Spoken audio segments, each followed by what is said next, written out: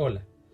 vamos a continuar nuestra clase de En busca de la diosa, esta vez hablando sobre la relación que existe entre la teoría de la diosa, el feminismo y una de las autoras más importantes al respecto de ella, Mariya Gimbutas. Las últimas décadas del siglo XX fueron testigos del nacimiento del interés en el divino femenino, visto desde ángulos tan disímiles como los cultos neopaganos de la diosa, hasta las reformulaciones teológicas de las cristianas y en menor grado de los cristianos. Dicho auge suelen atribuirlo a las ideas que comenzaron a resonar a finales del siglo anterior, es decir, el siglo XIX, época que fue pródiga en ocultismos y en herejías, sustentadas en las nacientes ciencias, pero también el momento en que surgieron nuevas ideologías sociales que transformaron el mundo como se venía concibiendo desde hacía al menos 200 años. Uno de tales movimientos fue el feminismo. Señala contundente Yuria Valera, cito, «El feminismo es una teoría y práctica articulada por mujeres que tras analizar la realidad en la que viven, toman conciencia de las discriminaciones que sufren por la única razón de ser mujeres y deciden organizarse para acabar con ellas, para cambiar la sociedad». El punto del que parte el movimiento feminista es la discriminación sexual, y sólo así puede llamarse como tal. Es la conciencia de género. Con todo, no es un movimiento reciente, porque hubo muchas mujeres a lo largo de la historia de la humanidad que tuvieron tal conciencia, aunque no se acuñara aún el término feminista.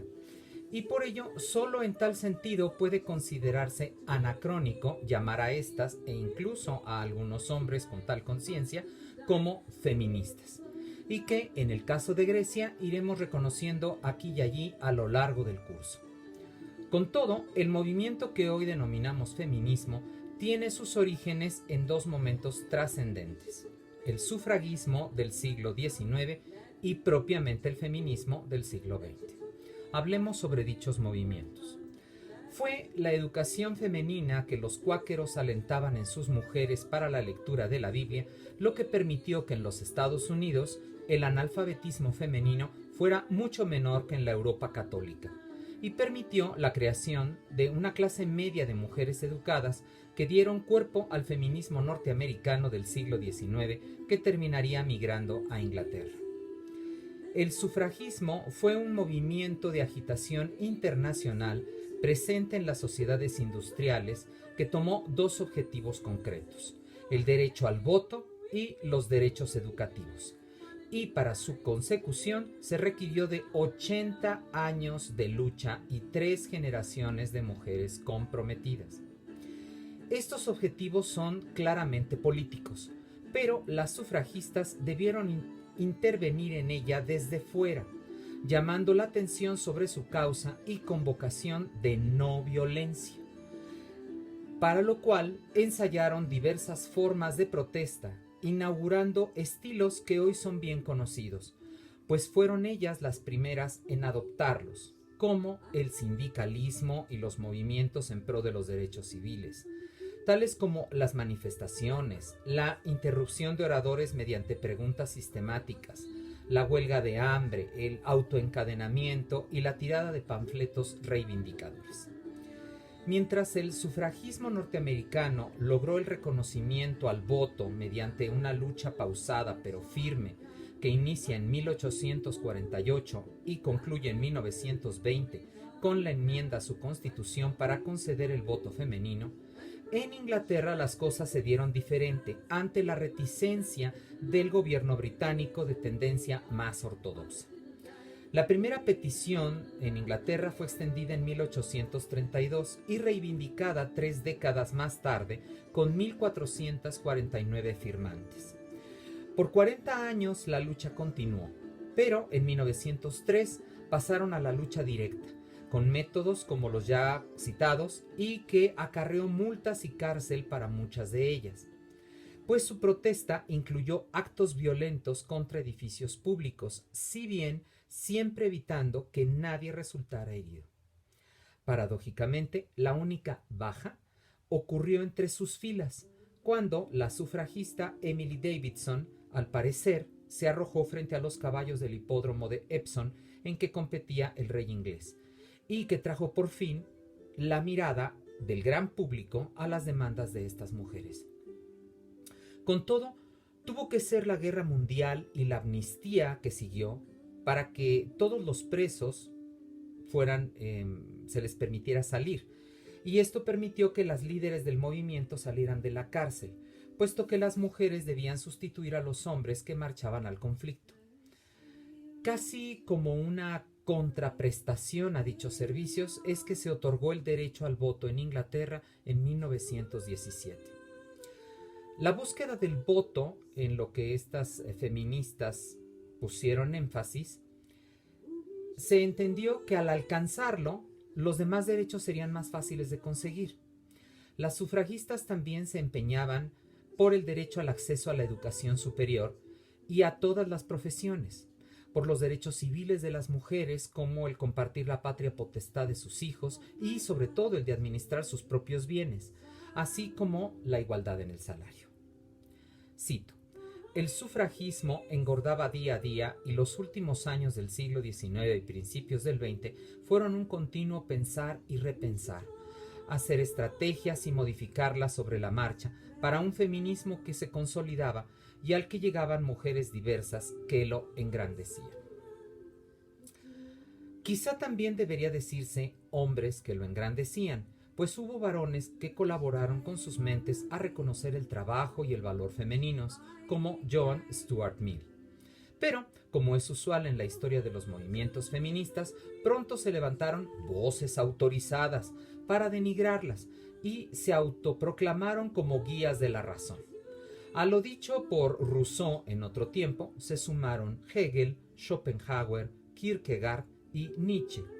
influyendo todos en los campos del saber, el último, por ejemplo, en el mundo filológico. A mediados del siglo XIX, el socialismo de inspiración marxista ya se había impuesto dentro del movimiento obrero, y de inmediato hubo una atracción entre este y el feminismo, puesto que ambas eran teorías críticas que miraban con disgusto la realidad y politizaban todo lo que tocaban. Dado que el marxismo contemplaba las relaciones humanas en clave de dominación y subordinación, fue inmediatamente considerado un movimiento hermano de la lucha feminista. Sin embargo, el marxismo no polemizaba sobre la dominación patriarcal sobre las mujeres, solo sobre los hombres sin poder. Basta revisar algunos de sus postulados y a sus promotores para notar que no había una intención feminista entre sus partidarios. En frase de Heidi Hartmann, la relación entre ambos era un matrimonio mal avenido. Cito: la cuestión de la mujer era más compleja que lo que los marxistas clásicos habían señalado, solo diciendo que la mujer estaba oprimida y que la causa de su opresión era el sistema capitalista, como hacían Marx y Engels. Ni se solucionaba nada, ni se llegaba al centro del problema. Y además, las socialistas tenían dudas de fidelidad entre la ortodoxia de su partido y los intereses específicos de las mujeres. Estas dudas fueron certezas a las que llegó Alexandra Kollontai cuando reconoció el poco interés del Partido por la Liberación de las Mujeres. Asumiendo el principio marxista de que para construir un mundo mejor, además de cambiar la economía, tema que tenía que surgir era un hombre nuevo. Kollontai defendió el amor libre, la igualdad de salario para las mujeres, la legislación del aborto y la socialización del trabajo doméstico y del cuidado de los niños. Para Kollontai era necesario que hubiera una mujer nueva, la necesidad de cambiar la vida íntima y sexual de las mujeres. Nuevas ideologías convergían en la constitución del movimiento feminista y sus representantes femeninos colaborarían en la confección de algunos puntos importantes, como Emma Goldman, anarquista para quien la libertad era el principio de todo, y que las relaciones entre los sexos debían ser absolutamente libres, ni siquiera reguladas por el Estado como lo planteaba el comunismo socialista.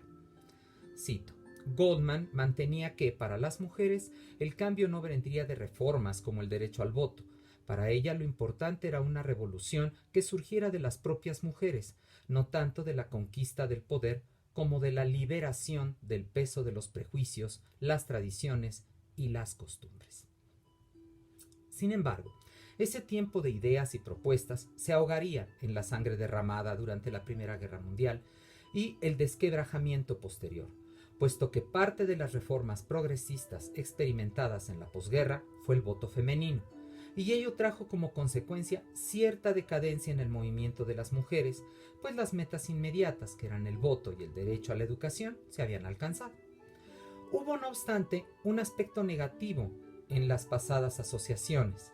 Con el triunfo del bolchevismo en Rusia y Europa Central, el feminismo se tiñó de rojo comunista, y el miedo a tales ideas y lo que conllevaban se propagó entre las clases medias de muchos países, México incluido. Y las feministas se vieron afectadas, acusadas de subversivas, incluyendo el señalamiento religioso del ateísmo de herencia marxista y el socavamiento de los valores familiares, cimientos de las naciones, mismo que se vio acrecentado al reconocerse por esos años un declive notorio en el índice de natalidad que se adjudicó rápidamente a la independencia cada vez mayor de las mujeres. La época entre guerras sería testigo de un retroceso en el feminismo, en parte sostenido por nuevas ideas de corte segregativo y reivindicador al mismo tiempo de algunos sectores humanos, como sería el nazismo, y aun cuando Hitler había sido vencido, su discurso sobre las mujeres, las famosas 3K, Kinder, Kirche y Kirche,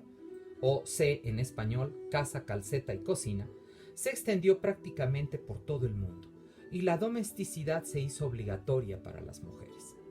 A dicho concepto se aunó la revitalización de la economía y se echó a las mujeres del trabajo que habían desempeñado a lo largo del conflicto armado, sustituyendo a los hombres. El modelo de la perfecta ama de casa nace por aquellos años 40. Para mediados del siglo XX, el feminismo aletargado vería alborear un nuevo principio con la obra El segundo sexo de la francesa Simone de Beauvoir. La obra nace de un planteamiento clave, la toma de conciencia de su autora de que no se educaba a las mujeres como tales, dando pie a la cuestión hasta hoy debatida sobre la influencia de la sociedad y sus conceptos sobre las mismas. El segundo sexo es un verdadero parteaguas, pues se planteó por primera vez la condición de la mujer. Sería a partir de Beauvoir que se considera que las sociedades son androcéntricas, esto es, enfocadas al hombre como modelo de concepción humana, dejando a las mujeres en el triste papel de lo otro, cuya valía solo puede ser ratificada por ese varón modélico. La conclusión de la filósofa es que no había razón biológica o natural para la subordinación femenina y que todo era un simple manipuleo cultural. Para ello, a fin de liberarse, la propuesta era una educación para la autonomía. La francesa alcanzaría un gran éxito cuando su obra fue traducida al inglés, y ello era por la situación que se vivía en los Estados Unidos, donde se había consensuado entre los hombres una definición de un rol de las mujeres. Para 1963 se publicaría un segundo texto que revolucionaría el movimiento, La mística de la feminidad, de Betty Friedan, el cual descifraba con lucidez el rol opresivo y asfixiante que se había impuesto, el de la madre esposa,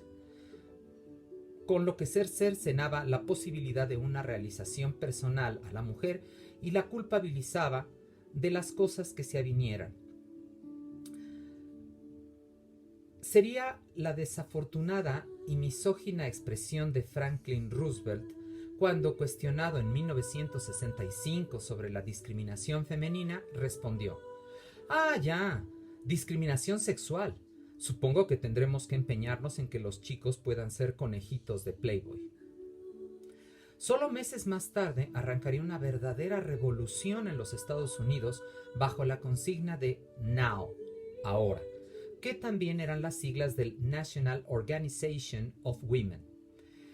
Este nuevo movimiento feminista reivindicaba la igualdad de oportunidades y que se pusiera fin a la discriminación de las mujeres y otros grupos marginados frente al empleo, en que las instituciones educativas superiores dejaran de existir las cuotas de acceso a las mujeres, que hubiera igualdad de género en las comisiones y las direcciones de los partidos políticos, dejando de cumplimentar las falsas imágenes de las mujeres que ofrecían los medios de comunicación y apoyando a las políticas y prácticas proteccionistas que negaban oportunidades a las mismas.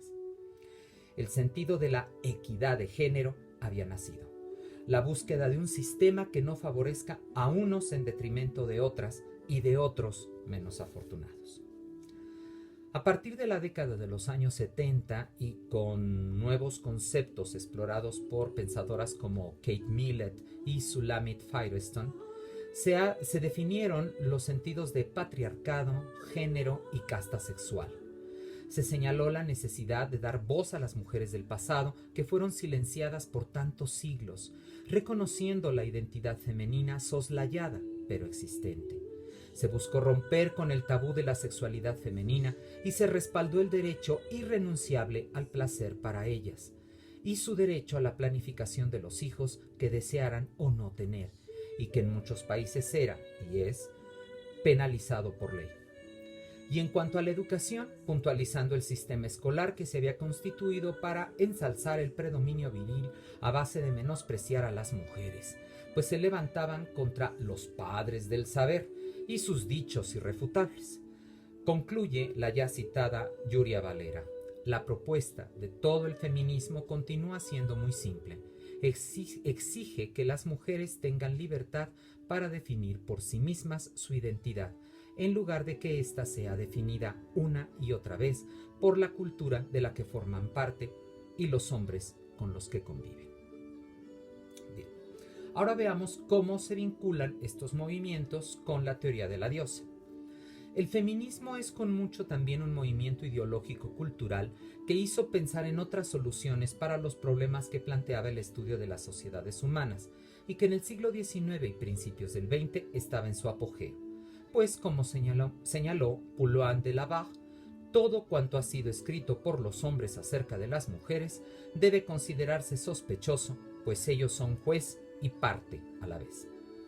Conocer sobre el movimiento feminista y su influencia en el campo humanista de los estudios antropológicos religiosos y filológicos conlleva la comprensión del desarrollo de las teorías e hipótesis sobre la figura de la diosa como parte de una sociedad que negó sistemáticamente a las mujeres un papel en la historia y la conformación de la humanidad, o que lo reducía a la consabida propuesta del rol femenino materno fértil. Empero, también auxilia para comprender, excusar o retar las críticas que se hacen a la misma por hombres forjados en esas concepciones androcéntricas y que en ellas han alcanzado el éxito. Son patriarcas, y no solo hay hombres, también hay muchas mujeres, que hoy niegan la ascendencia y toman la bandera de la moderación para así continuar gozando de sus privilegios. Fue a mediados del siglo XIX en que se descubrieron las figurillas prehistóricas que el marqués de Vibrage denominó Venus, y con las que se inició la especulación sobre la diosa como una concepción primitiva de la divinidad, pero que se asegura que la obra que más influenció en tales concepciones fue Das Mutterreich, Derecho Materno o Matriarcado, de Johann Jacob Bachofen, en la cual postulaba la teoría de que a partir del rol biológico de la madre se estructuraba una sociedad donde la familia y las instituciones sociales se centralizaban en ella. Dicha jerarquía materna, que no femenina, fue paulatinamente envuelta y sustituida por el patriarcado, sin que por ello no dejara huella en las renovadas sociedades humanas. No obstante, las teorías bajofenianas no eran con mucho de corte feminista, pues el estudioso suizo no consideraba que la sociedad avanzó hacia la civilización, sino hasta que alcanzó el denominado por él tercer estadio o estadio dionisiaco, donde el principio masculino sobresale y ocupa el papel predominante en la diada dios-diosa. En realidad fue Engels el creador del matriarcado como un estado ideal, que no Bachofen. Aquel, como vimos, suponía que la opresión a las mujeres era producto de las mismas medidas capitalistas que sojuzgaban a los obreros. A él lo siguieron feministas como Matilda Joslyn Gage, que ya reconocía el matriarcado como una alta civilización que fue arrasada violentamente por el patriarcado subsiguiente. Las bases para tales concepciones provenían más de la ideología marxista y de suposiciones sobre el desarrollo de las sociedades a partir de las recientes ideas que manejaba el feminismo que de un estudio profundo, y fueron dichos vínculos entre el marxismo y el feminismo lo que provocó el rechazo a la teoría desde las visiones antropológicas americanas en los inicios del siglo XX. Asegura Juliette Wood que es típico del radicalismo feminista la creencia de lo femenino que de alguna manera se había perdido o fue deliberadamente reprimido por las instituciones religiosas con un sobreabundante enfoque en las deidades masculinas patriarcales. A mi juicio, la propia Wood cae en absolutismos al suponer que la teoría debe abandonarse en razón de un feminismo a ultranza. Más bien hay que analizar las hipótesis y aceptarlas o negarlas de acuerdo con la lógica de los razonamientos y no simplemente considerarlos histerismos feministas. A pesar de la tibia acogida que los filólogos e historiadores le dieran a la teoría de Mutterreich, su evolucionismo social influencia en la obra monumental del inglés James Frazer, The Golden Bough o La Rama Dorada. El texto es una compilación de material étnico, folclórico y mitológico que se enfoca a la relación de una deidad materna, femenina, y su hijo consorte que muere y renace, la gran diosa y el dios falleciente.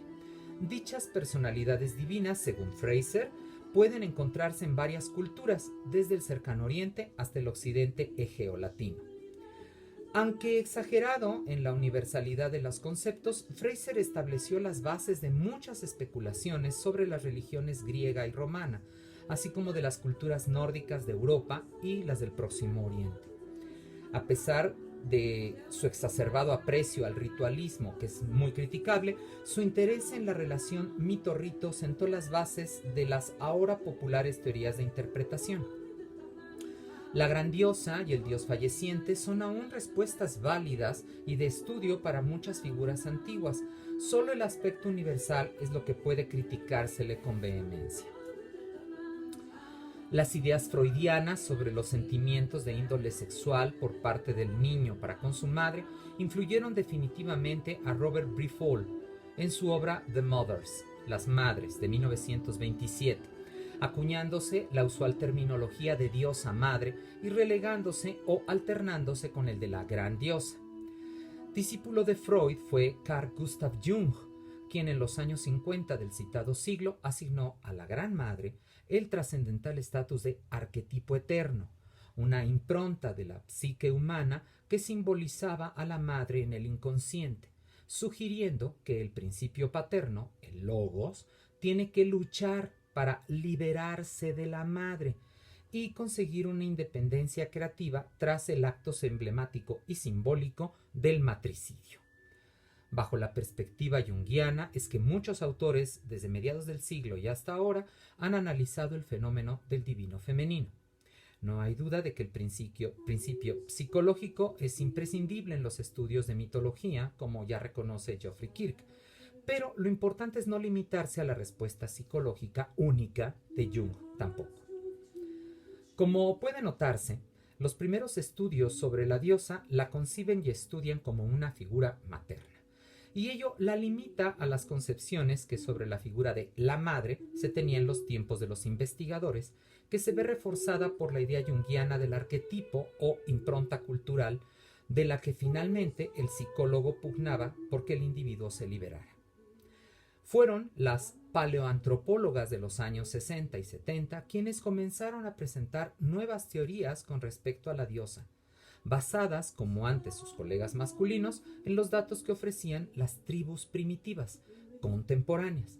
pero que ahora, dada su calidad de mujeres que investigaban, podían acceder a las mujeres de aquellas tribus y conocer la otra cara de tales sociedades, reconociendo cuán equidistantes eran las relaciones entre los sexos. Finalmente, en esas mismas décadas, la arqueología, brindaría su aporte al concepto de la diosa con las investigaciones de James Mellard y de Marija Gimbutas. Esta última es la madre científica de muchos movimientos de la diosa, gracias a una serie de libros cuyo primer éxito fue The Gods and Goddesses of the Old Europe, Dioses y Diosas de la Vieja Europa, en 1970. La teoría de Gimbutas habla de una antiquísima adoración al divino femenino desde el 6500 a.C. en una región que la autora llamó la Vieja Europa, y abarca el sur de Italia, parte de la Europa suroriental y los Balcanes. Esta primera obra y su teoría revolucionó los conceptos de la arqueología y provocó una verdadera ola de especulaciones religiosas, pues en ella encontraron sustento científico muchas especulaciones feministas que postulaban el ineludible papel de las mujeres en la historia y la ventaja social que tal presencia aportaba para una mejor sociedad humana. Es decir, retomaban las especulaciones de carácter ideológico que se venían manejando desde tiempo atrás con el feminismo marxismo. De igual manera, también muchas brujas y demás cultos neopaganos y esotéricos basaron sus teorías e incluso su historia en la obra de Gimbutas para dar un sentido de veracidad a lo que llamaban o llamaron la antigua religión. La propia Gimbutas continuó investigando y amplió su teoría a un pasado aún mayor y a una zona geográfica mayor, que ya incluía prácticamente toda Europa, cambiando incluso el título de su primer texto para que ahora prevaleciera la figura femenina y tenemos The Goddesses and the Gods of the Old Europe. Entusiasmada, enarboló a la diosa en un monoteísmo femenino primordial que le hizo perder credibilidad científica, o al menos eso parece a primera vista. En una reseña, prácticamente es un análisis realizado por Marguerite Rigoglioso a una obra del 2005 que aparentemente abordaba la figura de la diosa, pero que en realidad era una crítica acerba a las teorías sobre dicha figura mítico-religiosa, la autora da cuenta de que fue precisamente el acercamiento del feminismo a la teoría de Gimbutas y sus obras la que terminaron por afectar a la arqueóloga, ello por parte de la ortodoxia académica. Para ningún estudioso de cualquier área es una novedad que la academia resulta una suerte de tierra de nadie, donde las luchas son cruentas y no siempre bajo el marco de un código de honor. Por lo regular es una batalla desigual que enfrenta a bandos con posturas ideológicas que sobrepasan ese ámbito y devienen en cuestiones personales. No es raro que cuando una teoría tiene éxito, los detractores se yergan con vehemencia para señalar los errores, que ya sea sosteniendo viejas verdades que solo se aceptan por la común impresión de que las ciencias y las disciplinas del pensamiento son verdades a priori, y porque esos análisis exitosos tomaron caminos diferentes, o ya sea ridiculizando los métodos desarrollados y con esto destruyendo las conclusiones. En el campo de los estudios humanos parece que siempre se busca decir algo diferente, pero no siempre con la mejor de las intenciones. Lo primero a aclarar es que Marija Gimbutas nunca habló de matriarcado, que, como señalé, es una construcción de base marxista. Además, hay que señalar que tampoco era una feminista, es más, le admiró que su trabajo despertara el interés de este grupo, por lo que su método de trabajo y sus conclusiones no están basados en las teorías o postulados de ninguna de las dos ideologías sociales.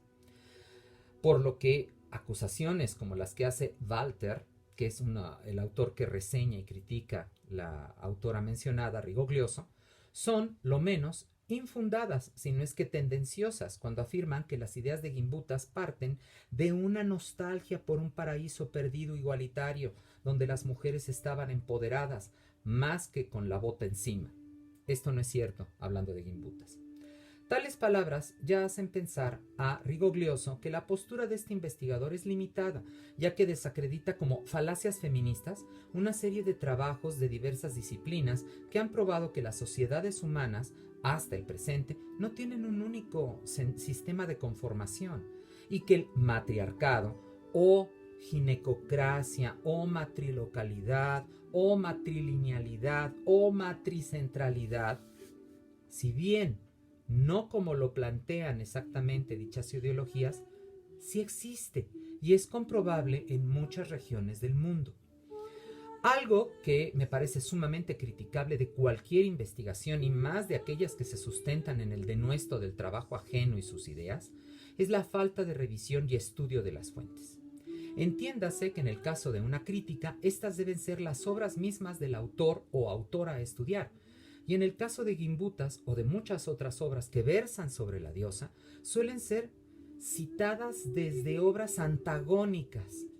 y no como resultado de un acercamiento y análisis propio del crítico.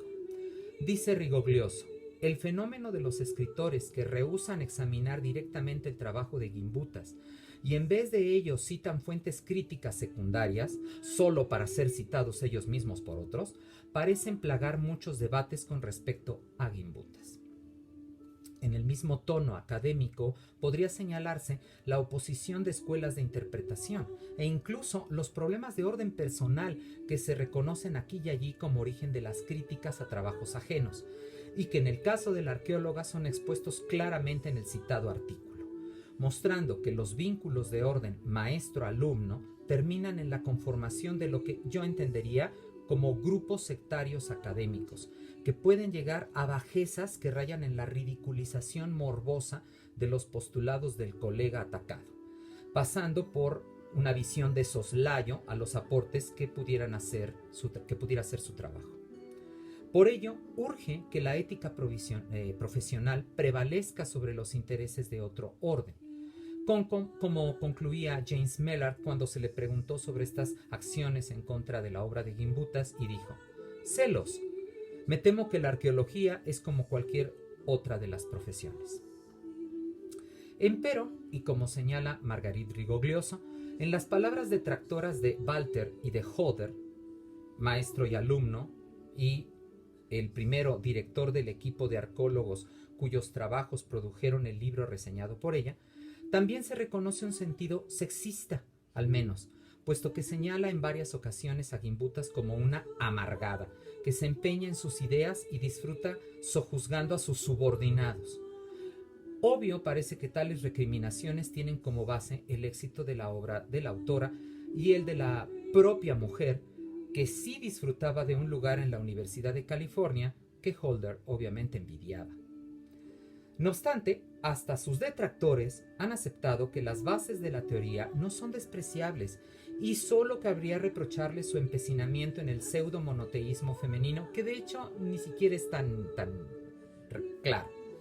A mi juicio, la teorización de Gimbutas, con todo y sus desaciertos, puede erigirse como una de las más sólidas cuando se quiere rastrear los orígenes de los conceptos divinos y plausiblemente aceptar que en el principio fuera una ella, que el concepto, acaso la manifestación de la deidad, fuera femenina. La metodología de Gimbutas es lo que se ha llamado arqueomitología, un acercamiento multidisciplinario que se acerca a la interpretación empleando datos provenientes de la arqueología, la antropología de la religión comparada, la historia cultural, la mitología, el folclore, la lingüística, la semiótica y otras ramas del saber, con lo que se yergue como una novedosa y acertada metodología heurística que enriquece y valida las hipótesis ofrecidas, y por lo que yo no dejaré de emplearla, pues luego de leerla me parece una respuesta harto valiosa, por lo que no les extrañe también despierte esto críticas y denuesto de colegas. Muchas gracias, nos vemos en la siguiente.